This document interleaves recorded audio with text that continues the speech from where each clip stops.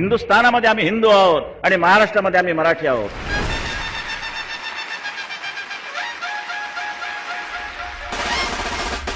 मनामध्ये माझ तरी आपण मुजोड नाही, दिसतो सदे भोळे तरी मनगट कमजोर नाही. आपल्याला लढायाचा कुणामध्ये जोर नाही, आपल्या एवढी कुणाचीही निष्ठा कठोर नाही. महाराष्ट्र वाचवण्या मतभेदा दूर टाकले,